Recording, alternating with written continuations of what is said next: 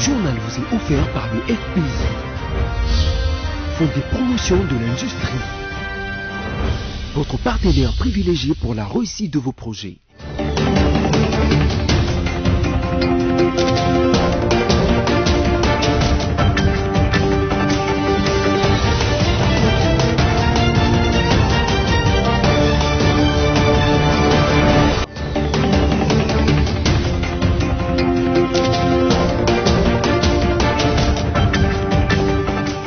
Il est l'heure de vous informer sur BSC Télévision. Mesdames et messieurs, bienvenue à cette grande édition.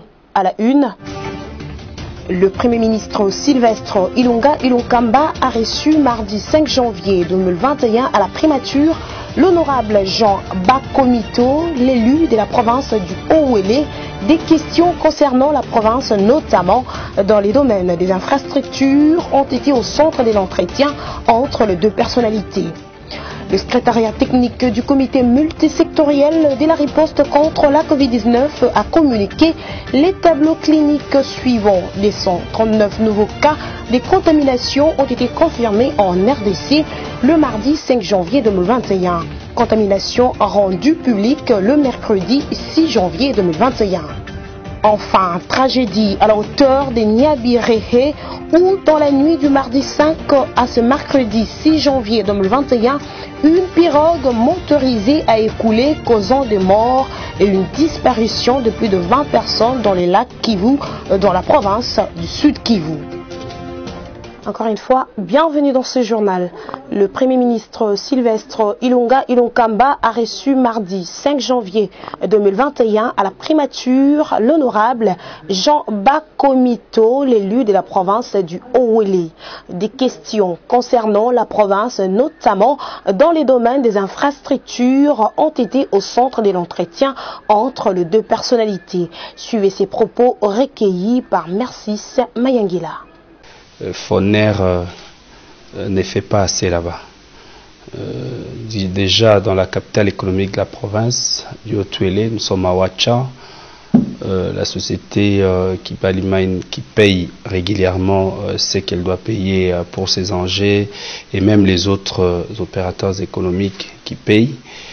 Et c'est cette société qui entretient les routes alors que le Foner reçoit ce qu'il doit recevoir, mais ne restitue pas ce qu'il faut en totalité à la province. Et ça pose un problème de développement sérieux, surtout dans le domaine des infrastructures. C'est comme ça que nous avons demandé au Premier ministre de voir un peu la question avec les autorités des Foner pour que ces fonds puissent effectivement appuyer la province dans l'entretien des routes au niveau provincial. Et nous avons également échangé sur la question qui concerne la justice, le fonctionnement de la justice. Il y a absence de magistrats, carence. Vous avez une grande province du Haut-Ouélé avec 6 territoires, plus la ville d'Issiro, où au niveau du parquet des grandes instances, vous avez un seul magistrat. Ce qui pose un problème et qui pose un sérieux problème de fonctionnement de la justice. Et nous avions demandé au Premier ministre de voir dans quelle mesure résoudre rapidement ces problèmes. Des réactions fusent de partout après la désignation de Modeste Bahati comme informateur par le président de la République, Félix Tshisekedi. La dernière en date est celle des secrétaires permanents adjoints du PPRD, Ferdinand Kambere, du coordonnateur de la nouvelle classe politique de l'opposition, Alain Bolonjoa, et du secrétaire national du MLC, Dongo Iyengo. Suivez. Dans des interviews accordées à BSC-TV, ces différents acteurs politiques ne parlent pas les mêmes langages.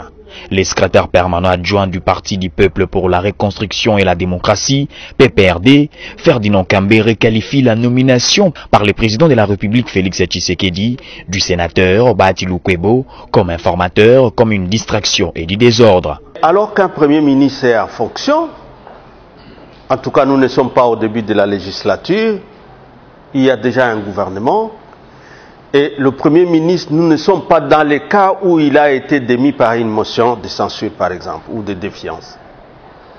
Alors il n'est pas normal qu'en même temps on ignore tout ça, au mépris de la Constitution, pour nommer un informateur. Tout le monde censé, normal, est en train de dénoncer cet état de choses. Nous l'avions dit encore une fois après la déchéance du bureau Mabunda, que même les bureaux, de la manière où il a été déchu, mais de la manière où on est en train de vouloir le remplacer, on veut le faire dans l'anarchie. Pour Dongoye Momobutu, secrétaire national du mouvement de libération du Congo MLC, si cette nomination s'inscrit dans les cadres de sauver la nation, en ces moments-là, elle n'est plus anticonstitutionnelle. Si elle est prise dans le but, dans le sens de pouvoir sauver une nation, dans ce cas-là, je pense que cette décision revêtra automatiquement un caractère constitutionnel, d'autant plus que cette décision sera prise dans le sens de sauver une patrie. Par contre, Alain Bolodjoa, coordonnateur de la nouvelle classe politique de l'opposition, s'interroge sur les objectifs poursuivis par le président de la République, Félix Tshisekedi. Dès lors que l'on sait qu'il y a un Premier ministre qui a été nommé sur base d'une majorité, entre guillemets, et cette majorité, jusqu'à preuve du contraire, n'a pas encore basculé. Parce que la majorité, l'effritement de la majorité ne se constate pas en dehors de l'hémicycle. Les regroupements politiques doivent faire la déclaration d'avoir quitté l'ancienne majorité pour que l'on constate qu'effectivement, on doit nommer un informateur pour dégager une nouvelle coalition. Tant que cela n'a pas été fait, eh bien, nous sommes plus dans les supputations. Rien d'officiel n'est pris jusque-là. Pour rappel, c'est le 31 décembre 2020 que le chef de l'État Félix Tshisekedi a nommé le sénateur Bahati Lukwebo comme informateur. Il a la mission d'identifier la nouvelle majorité parlementaire après la fin de la coalition. FCC. Cash.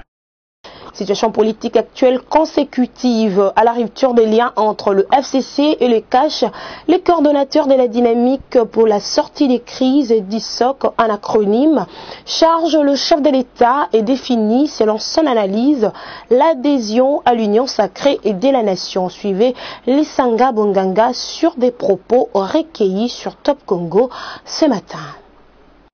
Adhérer à l'union sacrée, c'est donner un blanc-seing aux décisions et aux actes du président Félix Tshisekedi Tshilombo, quels que soient les travers dans lesquels il s'engage et engage le pays. Adhérer à l'union sacrée, c'est donner son aval à la conception moniste du régime politique actuel. C'est participer à la renaissance et à la promotion de la dictature naissante. Les députés de la Mouka qui ont adhéré à l'union sacrée ont trahi l'engagement pris avec le peuple qui les a élus. Ils ont donné leur caution malheureuse à la fraude et à l'illégitimité des institutions issues du chaos électoral de décembre 2018. La DISOC fustige la marche actuelle de la République démocratique du Congo qui, en réalité, arrange le président Félix Tshisekedi Tshilombo. Pour la DISOC, le président Félix Tshisekedi Tshilombo constitue l'élément de déstabilisation,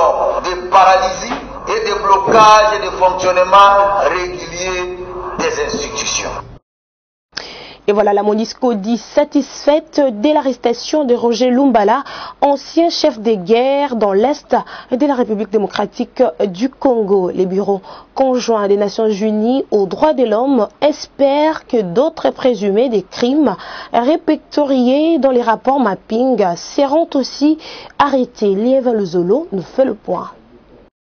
Un signe encourageant dans le cadre des luttes contre l'impunité des violences graves des droits de l'homme et du droit international humanitaire commis en RDC, a réagi le Bureau conjoint des Nations Unies aux droits de l'homme, BCNUDH, lundi 4 janvier à la suite de l'arrestation de Roger Lumbala à Paris, en France. Le BCNUDH note aussi que le leader des RCDN, ancien groupe armé, est poursuivi pour des faits documentés dans les rapports mapping et espère ainsi que d'autres auteurs présumés des crimes répertoriés dans le même rapport, congolais ou étrangers, seront aussi rattrapés par d'autres actions judiciaires.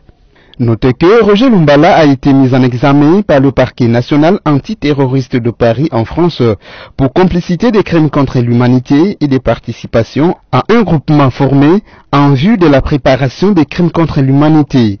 Il a été placé en détention provisoire selon un communiqué du parquet national antiterroriste rendu public lundi 4 janvier. Selon ce document, il lui est reproché des crimes commis entre juillet 2002 et janvier 2003 en RDC, dans l'ex-province orientale, visant la population civile auquel il aurait participé en qualité de dirigeant du groupe armé Rassemblement Congolais pour la démocratie nationale RCDN, dans le cadre de l'opération armée dite Effacer les tableaux. L'arrestation de Roger Lumbala en application des révélations du rapport Mapping constitue un pas important pour la justice internationale. Le prix Nobel de la paix, Denis Mukwege, l'a confirmé dans un communiqué rendu public mardi 5 janvier 2021. Suivez. Pour celui que l'on appelle réparateur de femmes, l'impunité constitue l'une des causes principales de la perpétuation de massacres en République démocratique du Congo, dont le plus récent a eu lieu le 1er janvier dernier à Beni. Ainsi, concernant l'arrestation de Roger Lumbala, Denis Mukwege parle d'un pas important pour la justice internationale et pour la lutte contre l'impunité dont de nombreux auteurs présumés congolais et étrangers continuent de bénéficier, a-t-il écrit. Il félicite ainsi les parquets nationaux antiterrorisme de Paris d'avoir initié cette première mise en examen prononcée dans le cadre du rapport Mapping de l'ONU concernant les graves violations des droits de l'homme et du droit international humanitaire commises en RDC entre 1993 et 2003. Le président national des Rassemblements Congolais pour la démocratie nationaliste RCDN, Roger Lumbala, a été arrêté à Paris le 29 décembre 2020 par l'Office central de lutte contre les crimes de l'humanité, OCLCH. Il a été mis en examen le samedi 2 janvier pour participation à un groupement formé en vue de la préparation des crimes de guerre et complicité des crimes et guerres. L'ancien chef de guerre était traqué depuis plusieurs années par l'Office central de lutte contre les crimes contre l'humanité. Il a été en 2013 vice-président du mouvement rebelle M23. Il était soupçonné par les Nations Unies des massacres des civils, des viols, des tortures, des cannibalismes et des pillages. Le secrétariat technique du comité multisectoriel de la riposte contre la Covid-19 a communiqué le tableau clinique suivant. Des 139 nouveaux cas de contamination ont été confirmés en République démocratique du Congo le mardi 5 janvier 2021. Contamination rendue publique le mercredi 6 janvier 2021. Christelle Guinda. D'après le rapport du secrétariat technique du comité multisectoriel de la riposte contre la Covid-19, 239 nouveaux cas ont été confirmés en RDC, dont 200 cas à Kinshasa, la capitale, 21 au Congo central, 14 dans le Haut-Katanga et 4 au Nord Kivu. Retenant aussi du même rapport qu'aucun cas de guérison n'a été enregistré et que le cumul de malades guéris reste bloqué à 14 723 cas. Aucun nouveau cas de décès n'a été du reste signalé. Rappelons que, depuis les débuts de l'épidémie déclarée le 10 mars 2020 à Kinshasa, le cumul de cas est de 18 487, dont un cas probable, et que 22 provinces sont touchées sur le 26 que compte la RDC. Dans les territoires d'Uvira, au sud Kivu, mardi 5 janvier dernier, un bus de transport est tombé dans un piège tendu par les coupeurs des routes sur la route nationale numéro 5. On déplore les décès d'une personne. Ramazani Salomou pour les détails.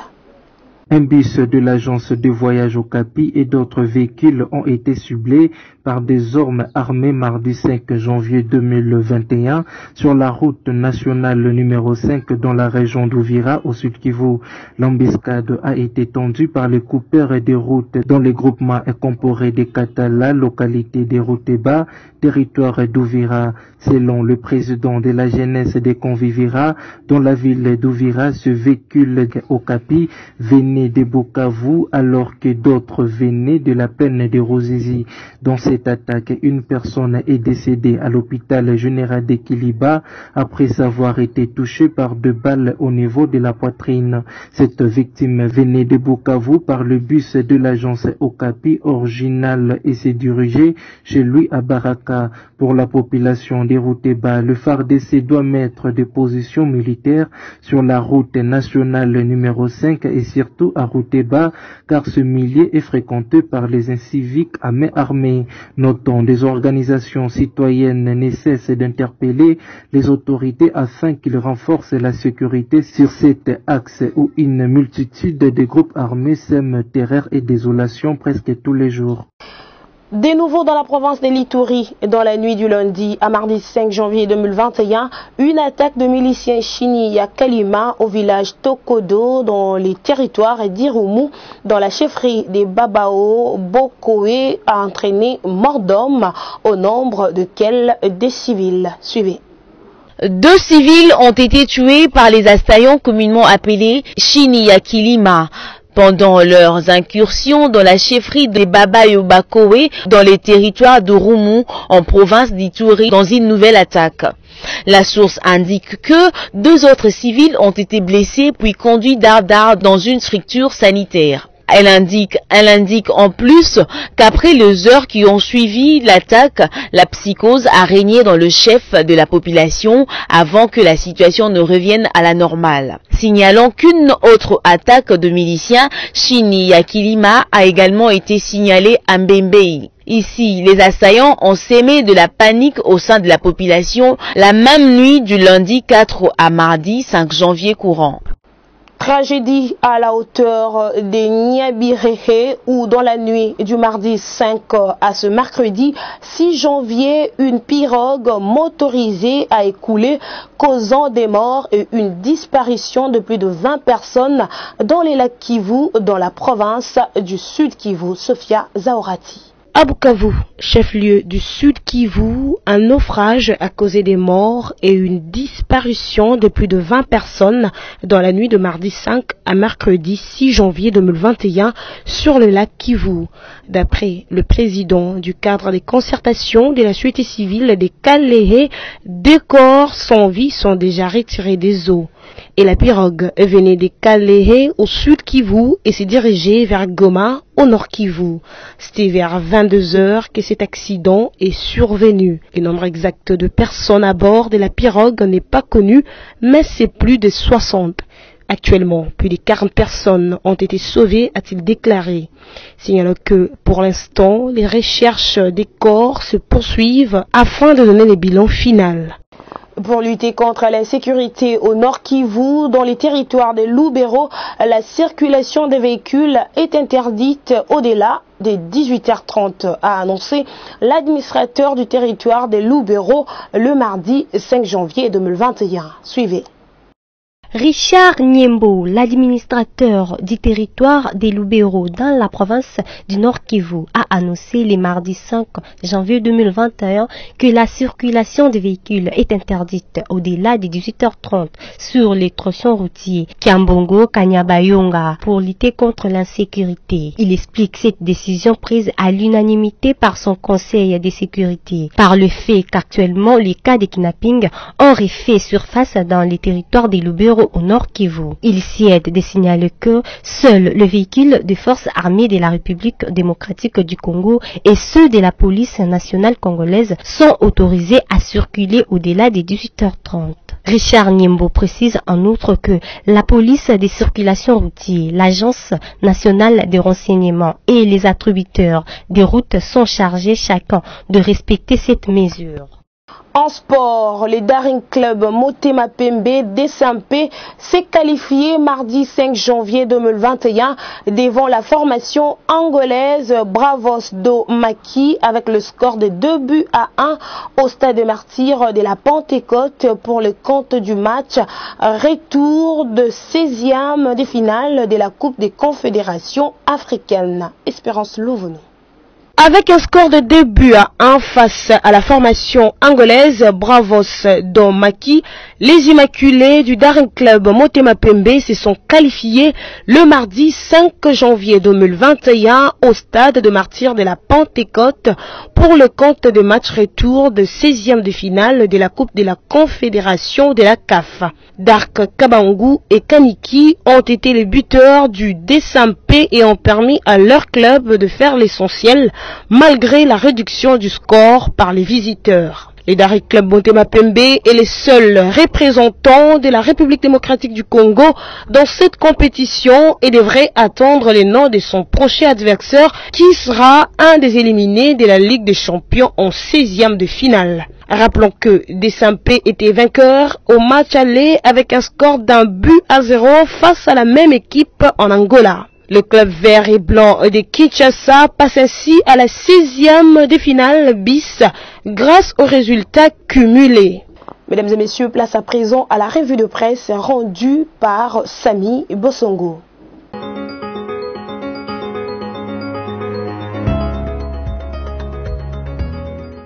Nos salutations patriotiques.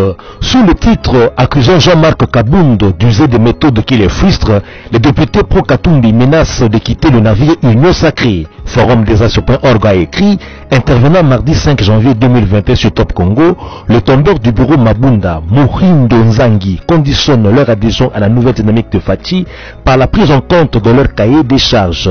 Dans l'une de ses précédentes éditions du mois de décembre 2020, poursuit le site, Forum des As.org avait exactement écrit: après son combat gagné de la nouvelle majorité parlementaire, Félix Tshisekedi désormais face à la bataille de la gestion des ambitions. De son côté, Radio Okapi.net a communiqué sur l'opposition du PPRD à l'inscription du contrôle parlementaire à la session extraordinaire de l'Assemblée nationale. Selon le site onusien, les députés du PPRD se sont opposés à l'ordre du jour proposé par le bureau d'âge à l'ouverture au mardi 5 janvier de la session extraordinaire à l'Assemblée nationale et qu'en plus de la poursuite de l'examen des pétitions contre les membres du bureau Mabunda et le processus du prochain bureau, cette session programme aussi d'examiner une loi de ratification et d'assurer le contrôle parlementaire. RDC, en marge de la journée nationale de martyrs, l'Ituri rappelle la nécessité d'une justice en faveur de victimes de violences armées, attitré actualité.cd. Rapportant les propos de Christian Outeki qui a parlé au nom des victimes des atrocités en Ituri, le site a écrit: notre souhait est que cette journée puisse interpeller l'État congolais pour mettre fin au massacre dont nous sommes victimes ici à Ituri. Nous avons plusieurs fosses communes réparties en 3 sites qui représentent les victimes des atrocités des groupes armés, notamment FRPI, FPIC, Codeco. Entre autres, les fosses communes localisées dans les cimetières de la ville de Bunia, des victimes de FRPI et FPIC. Il y a également une autre fosse commune qui se trouve à Moudipela, des victimes des miliciens de Codeco. La revue de presse de ce mercredi 6 janvier touche à sa fin avec cette information d'actualité.cd. À demain pour une nouvelle édition.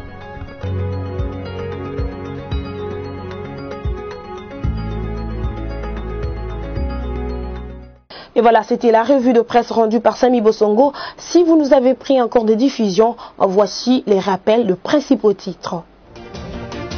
Le Premier ministre Sylvestre Ilunkamba a reçu mardi 5 janvier 2021 à la primature l'honorable Jean Bakomito, l'élu de la province du Haut-Ouélé, des questions concernant la province, notamment dans les domaines des infrastructures, ont été au centre de l'entretien entre les deux personnalités. Le secrétariat technique du comité multisectoriel de la riposte contre la Covid-19 a communiqué les tableaux cliniques suivants. Des 139 nouveaux cas de contamination ont été confirmés en RDC le mardi 5 janvier 2021. Contamination rendue publique le mercredi 6 janvier 2021. Enfin, tragédie à la hauteur de Niabirehe où dans la nuit du mardi 5 à ce mercredi 6 janvier 2021, une pirogue motorisée a écoulé, causant des morts et une disparition de plus de 20 personnes dans les lacs Kivu, dans la province du Sud Kivu. Enfin, mesdames et messieurs, ce journal est complètement terminé. Merci à vous de l'avoir suivi.